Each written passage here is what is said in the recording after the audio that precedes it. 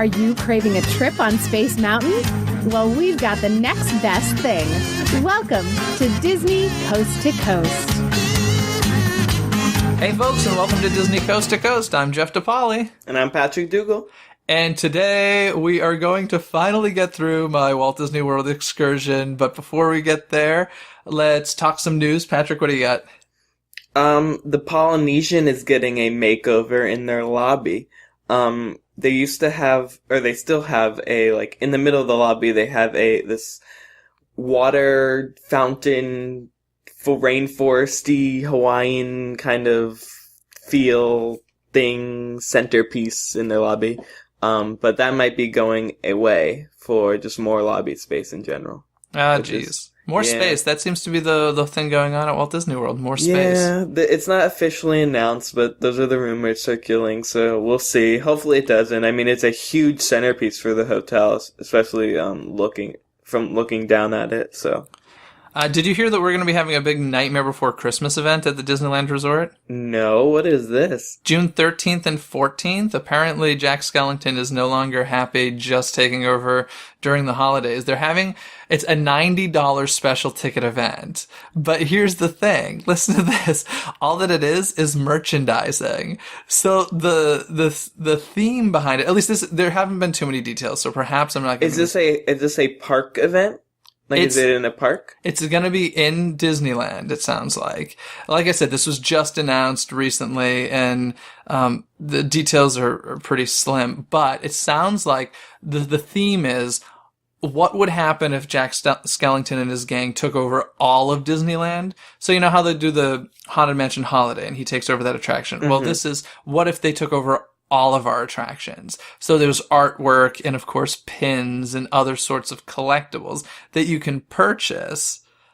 That's this whole Nightmare Before Christmas thing. And from what I'm reading, maybe I didn't read close enough. I'll look more into it and let you know. But I saw something about a $90 entrance fee. So, this sounds a lot like they usually have these things at the Contemporary for our parks. They had a couple years ago, this Haunted Mansion, Room for One More event that took place at the Contemporary, and it was $250 for this Haunted Mansion dinner, and you went there and you got dinner, and it was to buy special Haunted Mansion merchandise. That's what I always find so interesting when they charge you to spend money. They're charging you to go buy stuff. That always, to me, that's when I'm like, you know what? Even if I loved it, forget it. I'm not doing it. That's absurd. Yeah. That's absurd to me. But I don't know. Maybe the Nightmare Before Christmas thing will be cooler. I'm just curious as to why Nightmare Before Christmas is so much bigger out here than it is over in your neck of the woods. I don't think you guys do anything nightmare related. No. How about for Halloween? Do you even, during your fireworks show, does it have a nightmare overlay? Because ours is introduced by Jack Skellington, which is pretty cool. Obviously they play the Halloween song, but yeah, we have this cool thing. Although your castle's too big, but they actually inflate a giant moon behind our castle, and they project Jack Skellington's face onto it. It's really, really well done. I like it. I think this past Halloween they just started doing more of the projection stuff during the fireworks, and even our villains mix and mingle show. But it wasn't until this Halloween that we actually had a meet and greet with Jack and Sally. Oh, okay. Yeah, we've had them for several years here, so that's interesting. Any other news in your neck of the woods? Yes. This was... I actually just saw this last night on Twitter, and it wasn't announced by any means, but I guess someone was booking their Fast Passes way in advance, and in April, that it's there on the Fast Pass Plus site that you can get Fast Passes for Anna and Elsa at the Magic Kingdom. Oh, cool. So, I don't know if they're leaving Norway, or they're just both going to be at Epcot and Magic Kingdom, but I would assume as far the as latter. I know, Anna and Elsa might be moving to Princess Fairy Tale Hall and Magic Kingdom. Interesting. Their queue lines are far too long. They really need to separate those two. They need to just separate them. And you know what? I know, don't give me that look. You can't do that. You can do that. Guess what? No. Like, the only two that have to be together are Chip and Dale. Other than that, you can always separate them. Mickey and Minnie aren't always together, and they're lovers, as opposed to Anna and Elsa. They're just sisters. They don't even like each other. Love, you can't separate them. Well, have you heard about the whole lesbian thing now that they're talking about? How they're saying that Frozen is this big thing for gay rights and bestiality. I was reading an article about this. It's ridiculous. Of course. We'll discuss more when we talk about the DVD. But yeah, so Anna, that's pretty cool if they're going to the Magic Kingdom. I would assume in the princess area. Fairy Tale Hall. Yeah. They'll be one of Cinderella's friends, as they call. What do they call it? Cinderella and an invited guest. And a visiting princess. Visiting princess. There we go. Yeah. Another cool thing is, have you heard about this Figment and Dreamfinder comic book that's going to be coming out? I have. It's kind of cool. So Marvel has created, sounds like a line of comic books called Disney Kingdoms, I believe. And the first one was based on some Haunted Mansion stuff that never actually happened, that the Imagineer Raleigh Crump created. I think it was called the Museum of the Weird. And it looks like the second one, the cover is Figment and Dreamfinder. So that'll be kind of cool. I always felt like Figment is like it's like a younger, I don't want to say steampunk, but it has that feel to it. Yeah, it looks pretty cool. So we'll have to see what happens with that. But I'm going to jump right into the end, I guess, of my Disney trip. Hopefully we'll get through this all today. But I feel like we should definitely discuss, I know we've talked about it in a previous episode, but my Disney experience. We have now like fully immersed ourselves in it through, my trip. And so as we mentioned before, you can basically, it's the magic wristbands, which is your life. And the big thing on it is it's the fast pass as well.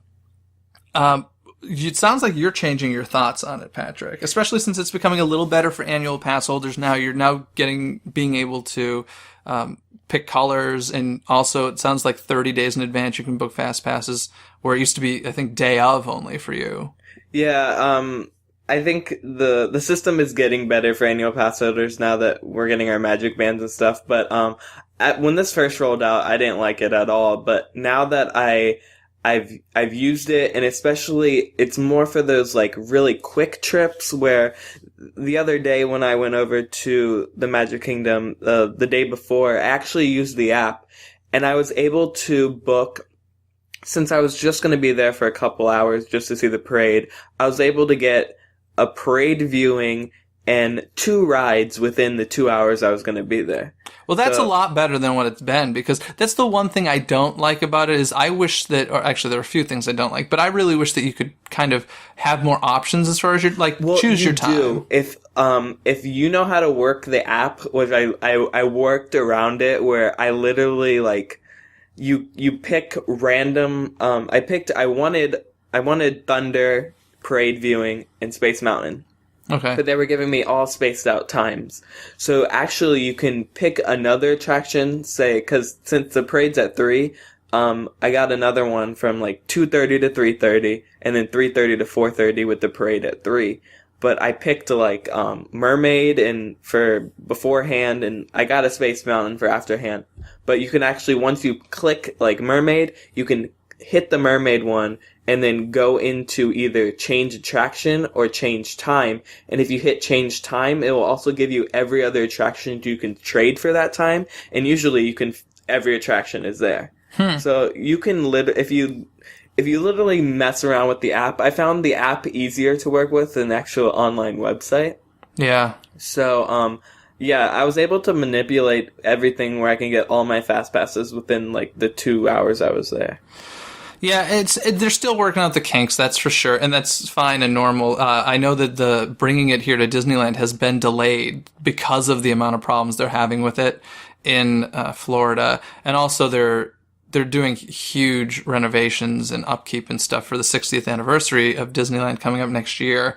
So from what I heard, the whole wristband magic bands is going to be delayed here for Disneyland. So we're still going to be using those hand stamps, Patrick. Yeah. Yeah. You guys. You hate the hand stamps. You're so funny. Yeah, as far as the I think, as I mentioned before, it's a lot of like prep work in advance to do it. When I got to the hotel, you know, it was my check-in stuff as well, and there were like problems with it there. And when it worked, it was great. Like, I definitely feel like we did a lot of stuff really quickly because of the FastPass Plus things, but we had it booked way in advance. So it's the changing day of, although it sounds like the app is still is making it better for you, you're saying. Yeah, like, I did it the night before, and I was able to book everything within a couple minutes, and I was like, okay. It's just kind of weird because you have, what do they call the team? The blue shirt team, I call them? What They're is just like, I think they're just FastPass Plus people. Okay, the FastPass Plus team. They're like all over the park, standing there with their iPads, like there to help you out. And I, like, that's cool that they're there to help, but it just seems weird. I'm just not used to it.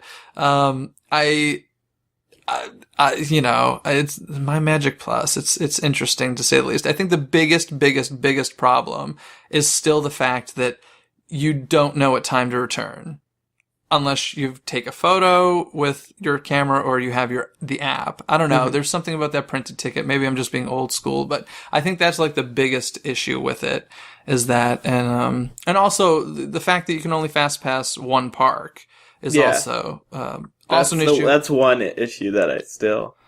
And to be honest, I don't know if it sounds like they ever plan on changing that. We'll see. Yeah, we'll see. So my Disney experience has its pros, has its cons. I'm sure it'll get better as it goes on. And then hopefully by the time it gets to Disneyland, all those kinks will be worked out and it won't be as much of a learning curve, which I'm sure will be the case. So that's cool. I feel like it would, well, I don't know if it would work better over there. I think over here, they better make it able to use in both parks. Oh, yeah. They have to. Our parks it's very, very rare. I think in Walt Disney World, it's much more common for a person to go to one park and spend the entire day there, as opposed to here, where you're always, if you are if you're an annual pass holder especially, you're hopping parks. Oh, and yeah. let's face it, most of us here are annual pass holders. So hopefully all the kinks get worked out, and maybe by the 60th we'll have them in, but I'm not crossing my fingers. We'll see. I got my magic bands. I'm just going to start wearing them to Disneyland so that people look at me and they're like, what's wrong with you? And then I'm going to just start tapping random stuff throughout the park and pretend something magical happens. Exactly. Make everybody jealous and the cast members confused. Moving on from there, unless there's anything else you want to say about my Disney experience. Yep. It's getting better. That's what we can say. One thing that you had said to me while we were at Walt Disney World that I had never really thought about, but I found interesting, was we were in line for Big Thunder Mountain, and we were interacting with a bunch of stuff in line. There were a lot of gears and zoetropes and stuff to play with. And you had said to me, I was like, oh, this is cool. I wonder if they're going to do this to our Thunder Mountain since it was under construction at the time. And you said, oh, your park doesn't believe in interactive queue lines. And I thought about it. I'm like, you know what? There's only one attraction I can think of that has an interactive queue line, and that's Indiana Jones. And then I was thinking about yours. You had Thunder Mountain has interactive stuff. The Haunted Mansion does. Winnie the Pooh does. Dumbo now does. And Little Mermaid. Space Mountain does. Yeah, Little Mermaid. So it's interesting to me. I'm curious why they don't start doing more interactive queue line stuff out here, because it's kind of fun. In fact, I think late at night we went on Mermaid only because it's essentially the same exact attraction that we have at California Adventure, except the queue line is a lot cooler. And you had mentioned that to me.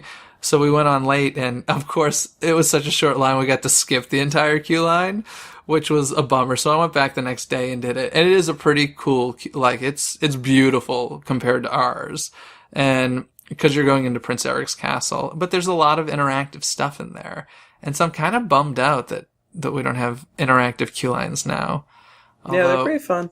Yeah, well, it passes the time, that's for sure. But let's face it, as an annual pass holder, when do we wait in line for stuff? We're so diva about that stuff. We're like, oh my god, a 15-minute wait. I'm not waiting for that. So, but yeah, I found that to be an interesting point. And maybe I'm missing a couple, but I really started to think about it. And I think Indiana Jones is the only one that I can really think of that has an interactive queue line. So I am curious to check out the new Thunder Mountain and see. But, another thing I noticed is sometimes, there are those attractions that have the long wait times, but I've realized that I don't think it has as much to do with the attraction as it does with location in the parks, because I was shocked at how short your Star Tours line is. Mm-hmm. It's crazy. What is the average wait for Star Tours there? Probably 20 minutes. 20 minutes, okay. And it's kind of in the back of the Disney Hollywood Studios, so it's kind of out of the way. Ours is always pretty mobbed. I mean, there are definitely those moments where you can get in quickly, but for the most part, it's right at the entrance to Tomorrowland, and it just feels like it's always a really long line and something that you get a fast pass for if you want to do it. So I thought that was crazy. Dumbo seems to have like no wait these days over at Walt Disney World, whereas here it's still mobbed because it's in that Fantasyland area. Talk a bit more about your Dumbo expansion that they did. Yeah, well, Dumbo used to be like right behind Cinderella's castle, so prime like, location, prime Fantasyland, and then they moved him over to Storybook Circus where Two Town used to be, and they doubled him. So there's a double the Dumbo, and you get in line. Essentially, you get a pager instead. It's almost like a dinner reservation. Where they have almost like a kid's playground right by Dumbo, where there's like a tent, and you get a pager, you take your kid into the playground, and then your pager buzzes when you're ready to go on Dumbo, and you bring it up and you ride the ride. But the wait's a lot shorter, isn't it? Oh yeah. And I mean, obviously they doubled the capacity and such, but I also feel like location has a lot to do with that one. And even Mermaid. We very rarely have a wait for Little Mermaid here, but you have like a huge wait for Mermaid because it's right in the heart. Well, first of all, it's next to Be Our Guest, which is a huge hit there, but also it's right in the heart of the new Fantasyland. So I'm starting to think it's location more than actual appeal of the attractions, which is kind of. I mean, crazy. Like I said even before we went to Hollywood Studios that our Toy Story Midway Mania is always more than an hour, no matter what. Yeah, ours can get pretty long, but I think 45 minutes is probably on average here. Although during the week, I'm sure it's much shorter. I'm usually in the park on the weekends, so that's what I base my numbers on. But a couple of things I was not impressed with while I was in Florida. The Test Track update, to me, kind of seemed like a waste of money. I like it. I think it looks cooler, but I think the interior definitely looks cooler. It's kind of Tron now, which is cool. But this interactive queue line where you design your own car, and like, I'm still not sure what it all meant as far as like the outcome of your car in the attraction. It was because you weren't in your car. It's not like you got into a car that you designed. Okay, this is how it works. So, they call it the sim track, which stands for like the simulated track. You build a car, and when you build it, like from tires to the shape to the engine, you get points for like efficiency, conservation, power. There's another one, capability. So once you design this car, you get points for each one. And then when you get to the test track or simulated track, you tap your band to your car before you get in. So what do you do if is it your ticket, I think, if you don't have a magic band, yeah, right? Every ticket has RFID. So once you build a car, you tap it to get your car. And then before you get into your test track, you tap it so it loads into the car you're riding on the sim track. And as you go through the ride, you go through capability testing and efficiency testing and power testing. And after every test, there's a screen that tells you, off of everyone else who built a car within your car, who won first place for capability or who had more for efficiency. And at the end, you're essentially trying to like beat other people's cars. I gotta tell you, it does nothing for me. It doesn't excite I think it's me a at all. cool concept that if like people, obviously people just want to ride the ride, but Yeah. if you want to get into that, I think it's more of an interactive ride than it ever has been. Yeah, I kind of like the whole Radiator Springs, the fact that we're racing the other car. Oh, I love Radiator Springs a lot more than Test Track. Well, but Test Track gets up to a lot faster Test Track is speeds. fast. Like, it takes up a lot more space, so it can get a lot faster. So that they each have their pros and cons. But yeah, I wasn't crazy about the Test Track update. One other thing that needs to go, because I experienced it, because I was like, I haven't done this in a while. Let's see if it's, as not as good as I remember. But Stitch's Great Escape, I'm sorry, needs to be retired. Yes. It needs to be retired. Started out as the alien extraterrestrial encounter. They said it was too scary, so they basically put Stitch in there instead of, big scary alien. And it's lame, Patrick. Can we just say that? It's lame. I'd never go on it. I didn't drag you on that. But Not doing it. Not doing it. Oh, I dragged you on enough stuff. Yeah, so that one needs to go. The other thing that I think is the weirdest, most random thing I had seen while at Walt Disney World is one of the meet and greets on Main Street right when you enter the park over by City Hall. What is with the random Aristocat? Marie? Is that her name? The Aristocat? What is with that? Okay, she used to be in France at Epcot.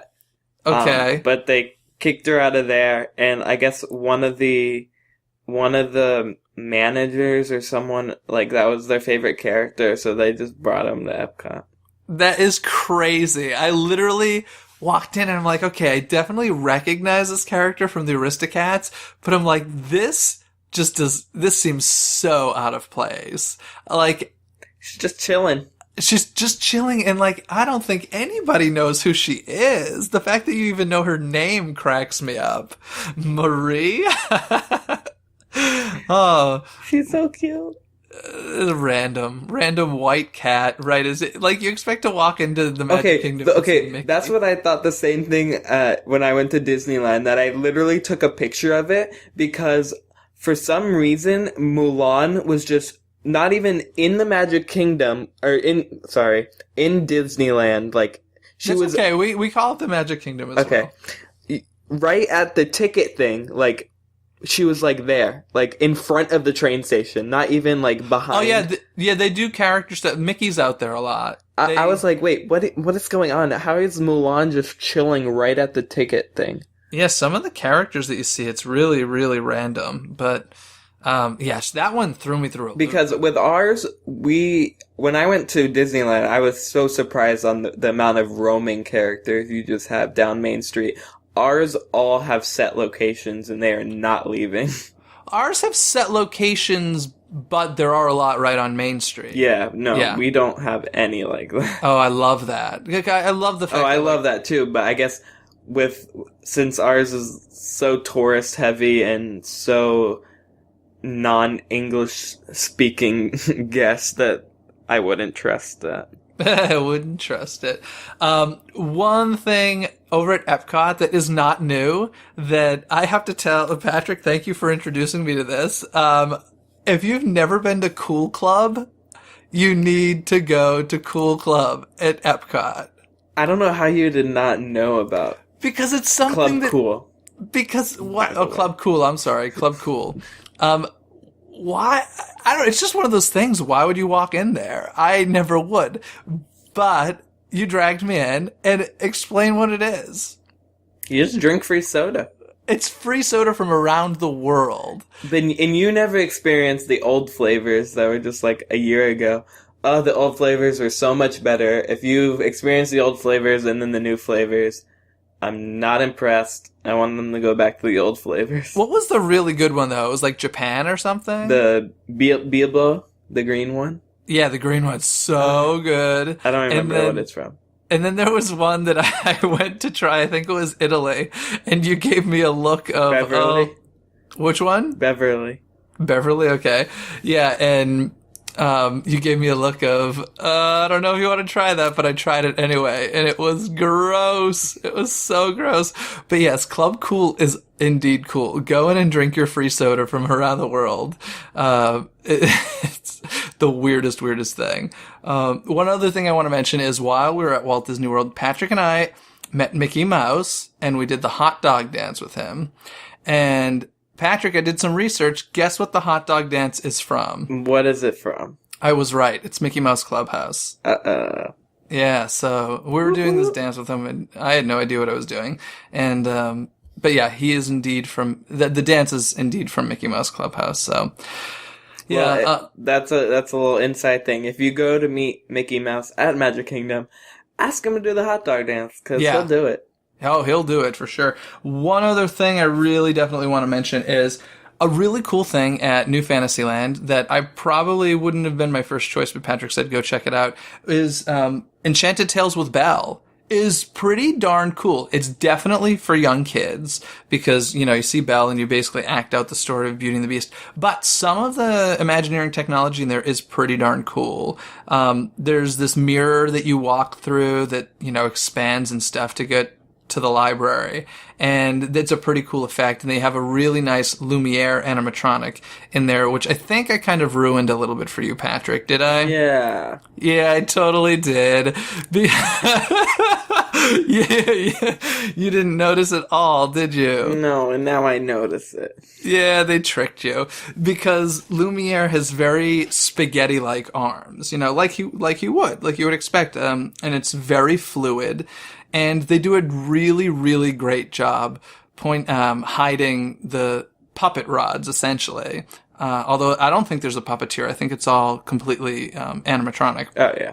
But there are indeed puppet rods that blend in very well with the background. That Patrick leaned over to me and says, "Look at those arms. They're amazing." And then I go, "Look at the rods, Patrick." And it was like, no.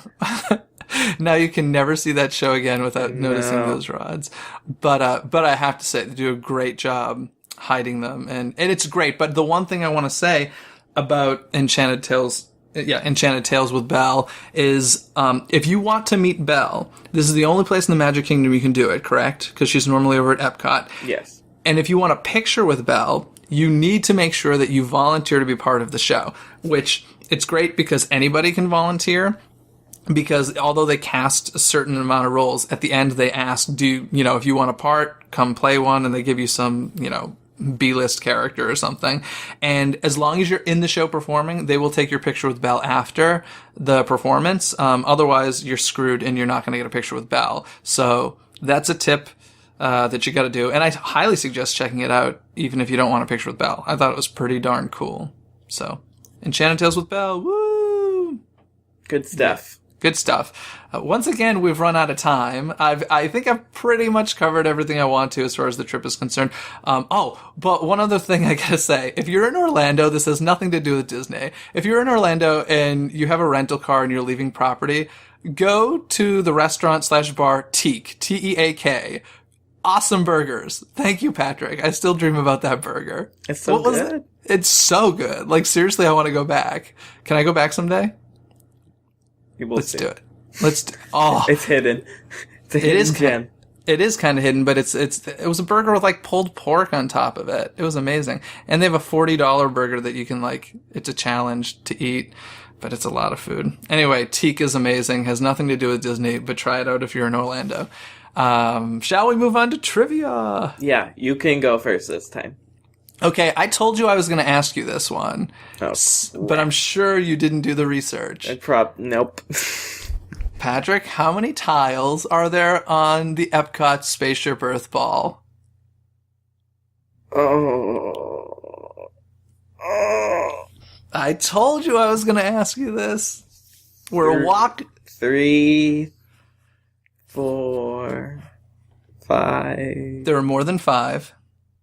5,000. 5,000, no. 11,324 tiles. That's what I was going to say next. Yeah, 180 feet tall, 163 feet in diameter, 15,520,000 pounds, And it has a cool water system that travels through the outer shell and dumps into the legs, because otherwise, every time it rained, which it does a lot in Florida, there'd be giant puddles of water underneath the globe. So thank you, engineers, for figuring that out. Woo! 11,324 tiles. Never forget that. Never forget. 11,000 something. 324. You can just say around 11,000. I would accept that. Around 11,000. Yeah. Cool. Ask me a question. Okay. Magic Kingdom on the Seven Seas Lagoon. There are 4 hotels that surround the Seven Seas Lagoon. What are the 4 hotels that surround the Seven Seas Lagoon? 4 hotels. There's the Polynesian. There is the Grand Floridian. There's the Contemporary. And there's the New Contemporary. Are you counting that?